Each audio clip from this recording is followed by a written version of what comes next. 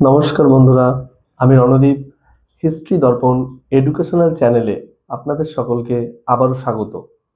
আজ আমি মূলত আলোচনা করব এসএলএসটি এসএসসি 2025 যে শিক্ষক নিয়োগ হতে চলেছে কিছু গুরুত্বপূর্ণ টপিক ধরে ধরে আমরা আলোচনা করব।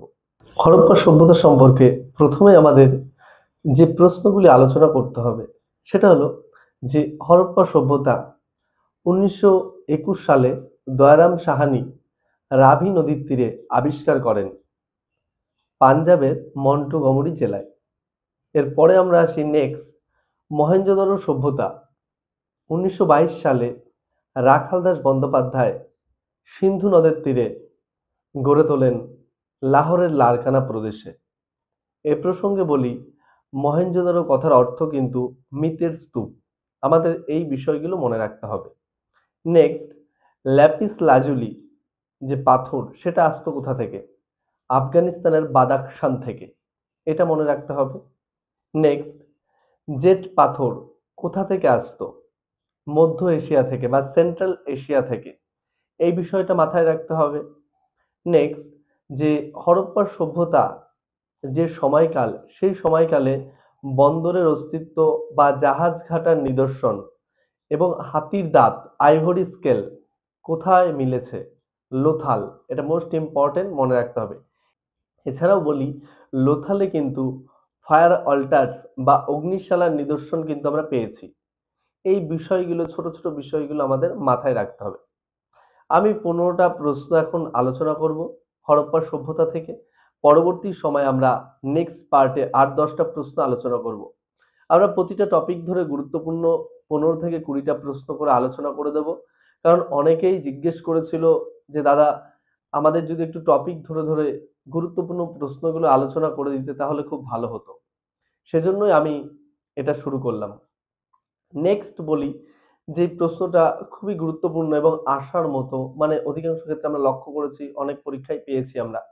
মহেঞ্জোদারো এবং হরপ্পায় গৃহ নির্মাণের ক্ষেত্রে কোন অনুপাতে ইট সাজানোগুলো ব্যবহৃত হতো? 1:2:4, এটা মাথায় রাখতে হবে। নেক্সট আমরা আসি যে হরপ্পা সভ্যতায় সেই সময়ে সমাধির একটা কিন্তু খুব গুরুত্ব ছিল। মহেঞ্জোদারো এবং হরপ্পায় দু ধরনের পৃথক সমাধির নিদর্শন আমরা পাই।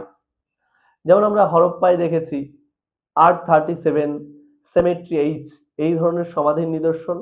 আবার আমরা মহেঞ্জোদারোতে আংশিক সমাধি, পূর্ণ সমাধি এবং দাহান্তর সমাধি, এই 3 রকম সমাধির কিন্তু আমরা নিদর্শন পেয়েছি। এই বিষয়গুলো আমাদেরকে মাথায় রাখতে হবে, এগুলি খুবই গুরুত্বপূর্ণ। সিন্ধু সভ্যতা, এই যে বা হরপ্পা সভ্যতা বা ইন্দাস ভ্যালি সিভিলাইজেশন, এই কথাটা কিন্তু প্রথম ব্যবহার করেছিলেন স্যার জন মার্শাল, এটা আমাদের মনে রাখতে হবে। এছাড়া আমাদের মনে রাখতে হবে, এই যে সিন্ধু বা হরপ্পা লিপির প্রথম নিদর্শন কে আবিষ্কার করেন? এটা কিন্তু 1853 সালে ক্যানিংহাম আবিষ্কার করেন। এই ক্ষুদ্র ক্ষুদ্র বিষয়গুলো আমাদের মাথায় রাখতে হবে। এছাড়াও আরেকটা গুরুত্বপূর্ণ প্রশ্ন, যেটা হরপ্পা সভ্যতার লিপিগুলো কিন্তু ছিল পিক্টোগ্রাফিক বা চিত্রিত লিপি, এই বিষয়টা আমাদের মাথায় রাখতে হবে। এছাড়া আমাদের মনে রাখতে হবে, হরপ্পার যে শিলমোহরগুলো সেগুলো কিন্তু স্টেটাইট পাথরের ছিল এবং অধিকাংশ শিলমোহরে কিন্তু আমরা ইউনিকর্নের ছবি সবথেকে বেশি লক্ষ্য করতে পেরেছিলাম। এই বিষয়টা আমাদের মাথায় রাখতে হবে। এছাড়াও হরপ্পা সভ্যতার ক্ষেত্রে আমরা একটা ওয়ার্ড পাই, মেলুহা। এই মেলুহা শব্দের অর্থ কিন্তু নিম্ন সিন্ধু অঞ্চল।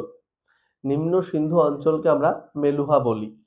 এই ছোট ছোট বিষয়গুলো আমাদের মাথায় রাখতে হবে এবং পরবর্তী ভিডিওতে চেষ্টা করব যে হরপ্পার সভ্যতা সংক্রান্ত আর গুরুত্বপূর্ণ 10টা প্রশ্ন দিয়ে তোমাদেরকে সহযোগিতা করার, এবং তোমরা যাতে এই 20-25টা প্রশ্ন পড়ে খুব উপকৃত হতে পারো, আমি সে চেষ্টাই করব এবং প্রতিটা টপিক ধরে ধরে আমি তোমাদের প্রশ্ন আলোচনা করে দেব।